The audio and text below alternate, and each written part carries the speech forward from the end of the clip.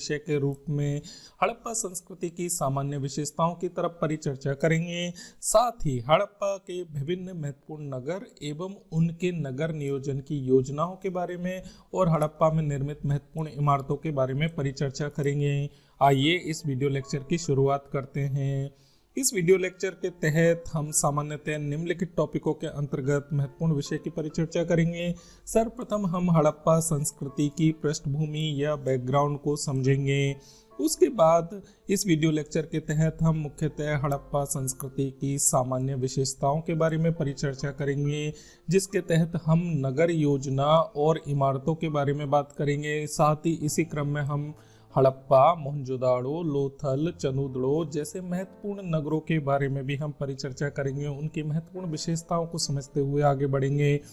फिर हम ये देखेंगे कि कौन कौन से सुंदर भवन हैं जो हड़प्पा को महत्वपूर्ण नगरीय संस्कृति के रूप में स्थापित करते हैं। इसके बाद हम विशाल स्नानागार के बारे में परिचर्चा करेंगे। मोहनजोदाड़ो का एक महत्वपूर्ण बड़ा बाथरूम है, इसके बारे में परिचर्चा करेंगे।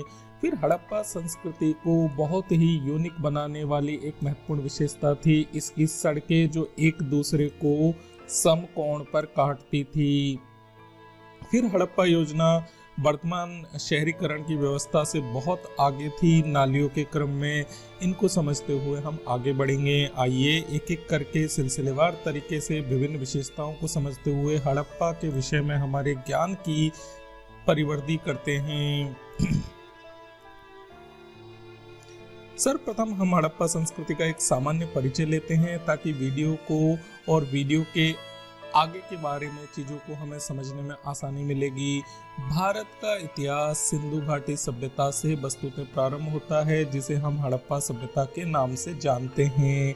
यह सभ्यता लगभग 2500 ईसा पूर्व अर्थात आज से 4500 वर्ष पुरानी सभ्यता है, जो पश्चिमी एशिया के पश्चिमी भाग में फैली हुई थी, जिसमें वर्तमान में भौगोलिक रूप से पाकिस्तान एवं पश्चिमी भारत का नाम आता है। सिंधु घाटी सभ्यता मिस्र, मेसोपोटामिया, भारत, चीन की 4 सबसे बड़ी नगरीय सभ्यताओं में सबसे अधिक उन्नत व भौगोलिक रूप से विस्तृत संस्कृति है। 1920 में भारतीय पुरातत्व विभाग आर्कियोलॉजिकल सर्वे ऑफ इंडिया के द्वारा सिंधु घाटी सभ्यता के उत्खनन से प्राप्त अवशेषों से 2 महत्वपूर्ण नगरों की खोज की गई, जिसके अंतर्गत बड़ा नगर था हड़प्पा और मोहनजोदाड़ो। भारतीय पुरातत्व विभाग के तत्कालीन डायरेक्टर जनरल जॉन मार्शल ने सन 1924 में विधिवत रूप से लंदन वीकली नामक पत्रिका में सिंधु घाटी सभ्यता की खोज की घोषणा की और यह भारतीय इतिहास के साथ साथ विश्व इतिहास की एक महत्वपूर्ण और विशिष्ट संस्कृति है, जिसे हम हड़प्पा संस्कृति के नाम से जानते हैं। आइए हड़प्पा संस्कृति की विभिन्न विशेषताओं को समझते हुए हम यह ज्ञान करते हैं कि क्यों हड़प्पा संस्कृति बहुत महत्वपूर्ण है, बहुत विशाल है, बहुत ही यूनिक है आज 4500 वर्ष बाद भी। हड़प्पा संस्कृति की सबसे बड़ी विशेषता आती है नगर योजना या इमारतें। वस्तुतः हड़प्पा तत्कालिक समय से भी बहुत आगे थी, जब किसी नगर को बसाने से पूर्व उसका एक लेआउट प्लान था, मास्टर प्लान था, जो आगे की जरूरतों के हिसाब से भी था। हड़प्पा संस्कृति की एक अद्भुत विशेषता थी नगर योजना। यद्यपि अब तक हड़प्पा संस्कृति से संबंधित 250 से अधिक स्थलों को उद्घाटन या खोज हो चुकी है, लेकिन इनमें 6 स्थलों को ही हम नगर मान सकते हैं, जिनमें हड़प्पा, मोहनजोदाड़ो, चनूदोदाड़ो, लोथल, कालीबंगा और बनावली। इनमें 2 नगर बहुत महत्वपूर्ण हैं। ये दोनों नगर अब पाकिस्तान में हैं, हड़प्पा और मोहनजोदाड़ो।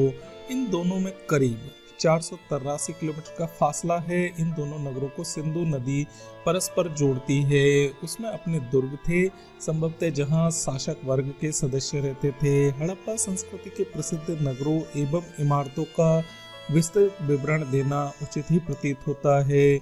वस्तुतः हम यह कह रहे हैं कि नगर योजना अर्थात किसी जगह को बसाने से पूर्व उस जगह पर किस तरीके से सड़कें बनेगी, कैसे वहां से इमारतें बनेगी, शासकीय इमारतों से लेकर नागरिक इमारतें कैसी होगी, नालियाँ कैसी होगी, नगर निगम आदि की भूमिका किस प्रकार होगी आदि विषयों को बसने से पूर्व ही विधिवत रूप से तैयार कर लिया गया था। इस कारण हड़प्पा संस्कृति बहुत महत्वपूर्ण हो जाती है। इनमें सर्वाधिक महत्वपूर्ण नगर था हड़प्पा। विद्वानों की राय है कि हड़प्पा नगर आकार में सभी नगरों से बहुत बड़ा था। इसे सिस्टमेटिक योजना बनाकर बनाया गया था और यहाँ की आबादी सघन भी थी, फिर भी सिस्टमेटिक था। यह नगर दो भागों में विभाजित था, पूर्वी और पश्चिमी। यहाँ दो सड़कें सीधी चौड़ी थी जो एक दूसरे को समकोण पर काटती थी। कह सकते हैं कि यह उस नगर की नेशनल हाईवे या स्टेट हाईवे की तरह काम करती थी।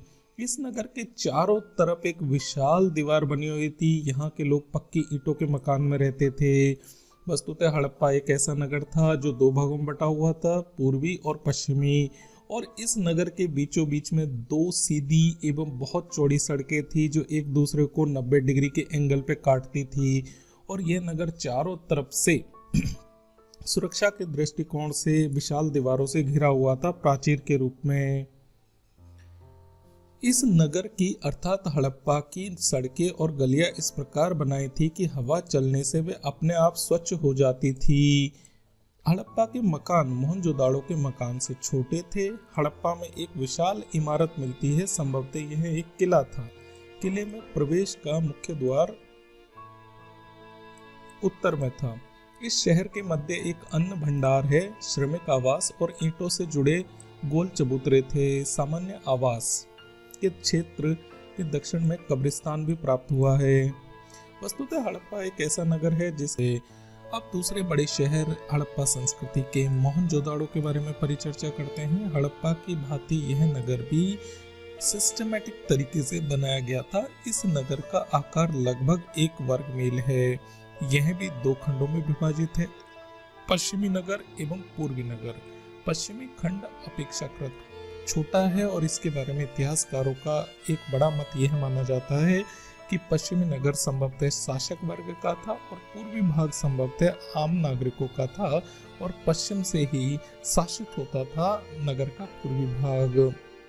इस क्षेत्र का संपूर्ण भाग गारे कच्ची ईंटों के चबूतरे को बनाकर ऊंचा उठाया गया है। सारा निर्माण कार्य इस चबूतरे के ऊपर किया गया है।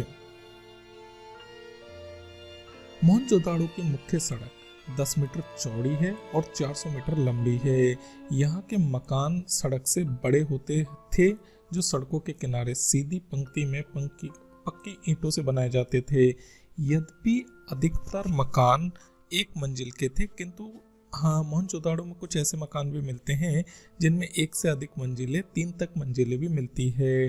प्रत्येक मकान की एक खासियत यह है कि प्रत्येक मकान में आपको पानी के लिए एक कुआं मिल रहा है और स्नान के लिए या बाथ के लिए आपको एक स्नानागार मिल रहा है। घरों को गंदा पानी से बचाने के लिए ढकी हुई नालियों के द्वारा आधुनिक ढंग से गंदे पानी को बाहर निकाला जा रहा था। वस्तुतः मोहनजोदाड़ो एक ऐसा नगर था जिस नगर के तहत सड़कें भी बहुत विस्तृत है, चौड़ी है, लंबी है। साथ ही मकानों का डिजाइन इस तरीके से है कि वे बाहरी शोर शराबे से अपेक्षाकृत कम रूप से सीमित रूप से प्रभावित हो। इसीलिए इनके मुख्य दरवाजे घरों के सड़कों की ओर न खुलकर गलियों में खुलते हैं।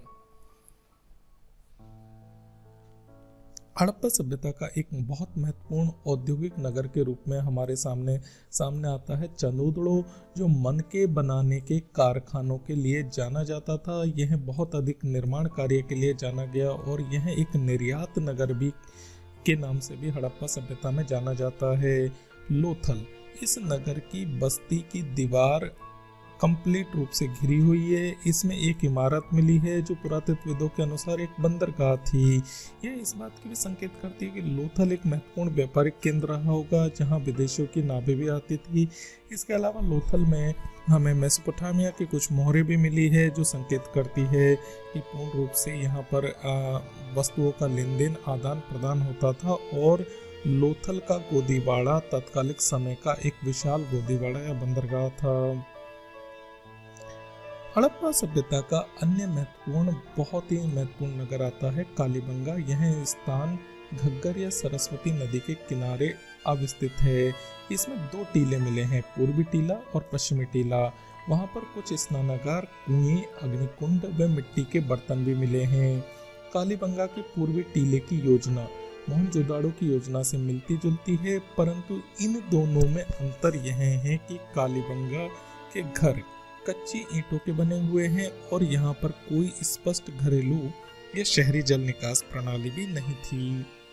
इस नगर के दक्षिण भाग में ईंटों के चबूतरे हैं। संभवतः इनका संबंध धान्य कोठार या गोदाम के रूप में रहा होगा, जहां अनाजों का भंडार रखा जाता था। इस शहर में अनेक घरों में अपने अपने कुएं थे। घरों का पानी बाहर सड़कों तक आता था, जहां इसके नीचे मोरियां बनी हुई थी या नालियां बनी हुई थी। वस्तुतः कालीबंगा एक ऐसा नगर था जो विकसित भी है और कहीं कहीं पर इसमें विकास की परंपरा विकसित होती हुई नजर आती है। हड़प्पा संस्कृति की दूसरी विशेषता आती है पक्के और सुंदर भवन। हड़प्पा संस्कृति के नगरों के मकान सड़कों के किनारे बने हुए थे और इन्हें बनाने में पकी हुई ईंटों का प्रयोग किया गया है, अर्थात ऐसी ईंटें जो पहले गारे से कच्ची बनाई गई, बाद में उन्हें आग में तपाकर पक्का बनाया गया। हड़प्पा संस्कृति के नगरों में पक्की ईंटों का प्रयोग एक अद्भुत संयोग है, अद्भुत बात है, क्योंकि मिस्र के समकालीन भवनों में मुख्यतः धूप से सुखाई गई ईंटों का ही प्रयोग हुआ है, न कि आग से सेकी गई या आग से तपाकर पकाई गई ईंटों का प्रयोग हुआ है। समकालीन मेसोपोटामिया जो वर्तमान इराक में है में भी पकाई गई ईंटों का प्रयोग हुआ है, लेकिन हड़प्पा संस्कृति में पकाई गई ईंटों का प्रयोग वहां से कहीं गुना ज़्यादा हुआ है। और साथ ही ईंटों में भी हमें एक रूपता नज़र आती है कि उनकी लंबाई चौड़ाई या 3D पैमाने के ऊपर हम 3D डायमेंशंस में जब देखते हैं तो लगभग सभी नगरों की ईंटों में एक रूपता दिखाई देती है, लेकिन कोनों में या सीढ़ियों में एक अलग प्रकार की टी या वी शेप की ईंटों का प्रयोग करने की भी एक परंपरा नजर आती है।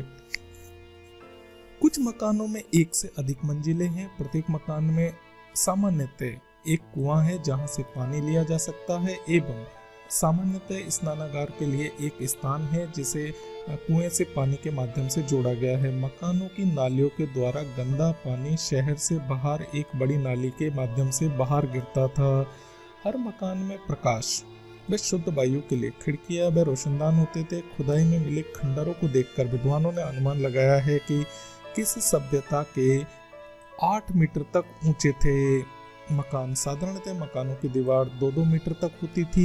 इससे स्पष्ट है कि मकान मजबूत थे या 2 से 3 मंजिलों वाले होते थे। मकान के ऊपर जाने के लिए सीढ़ियों का भी समुचित रूप से प्रबंध था।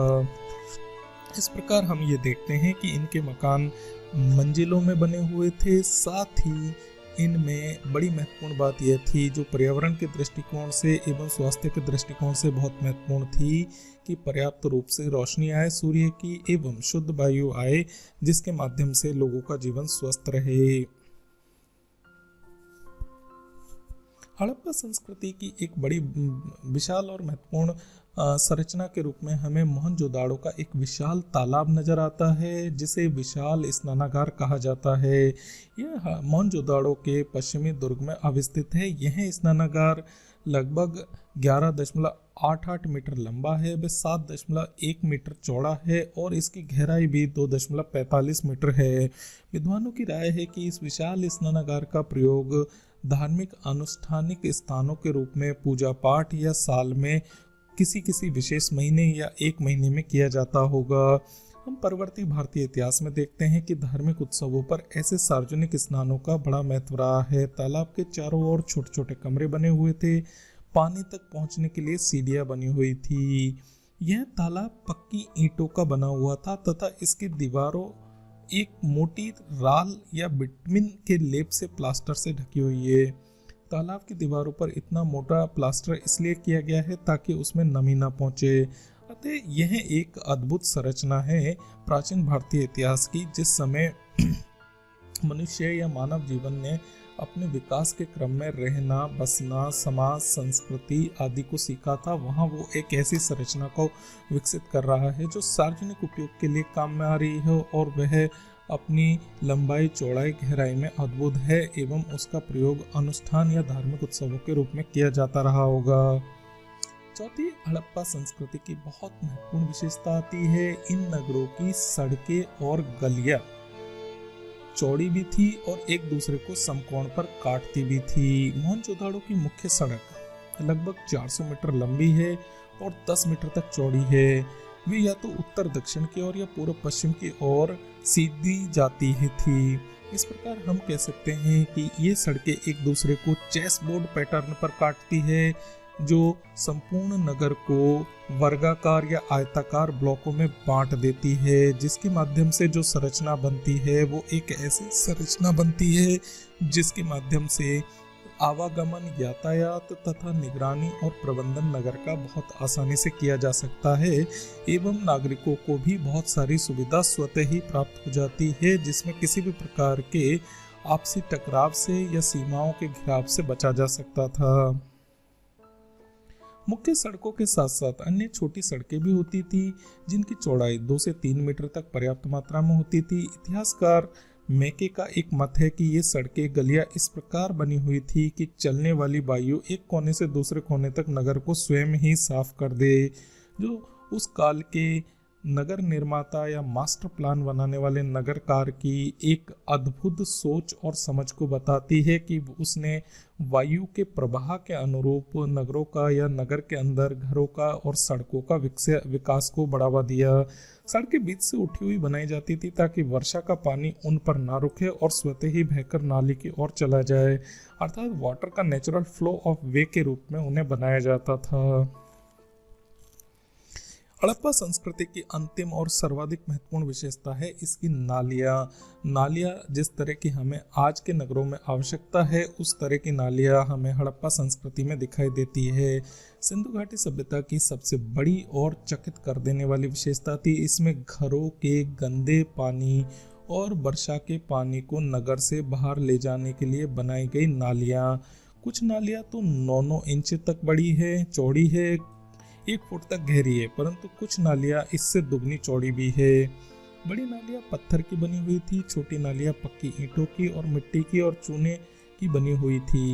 इन नालियों को ईंटों या पत्थरों से ढक दिया जाता था और आवश्यकता अनुसार उन्हें हटाया जा सकता था। बरसाती पानी और मलमूत्र के बहने के लिए चेस पिट्स बनाए जाते थे। बड़ी बड़ी नालियों को थोड़े थोड़े फासले पर कुछ छेद बने हुए थे ताकि उन्हें आसानी से साफ किया जा सके। नालियों को मोड़ों पर तिकोनी ईंटों के प्रयोग किया जाता था। इस तरीके से हम कह सकते हैं कि हड़प्पा संस्कृति की जो नालियाँ थी वो बहुत ही महत्वपूर्ण थी और उन नालियों के माध्यम से शहरों का न केवल गंदा पानी अपितु बरसात का जल जमाव जैसी स्थिति का सामना नागरिकों को नहीं करना पड़ता था।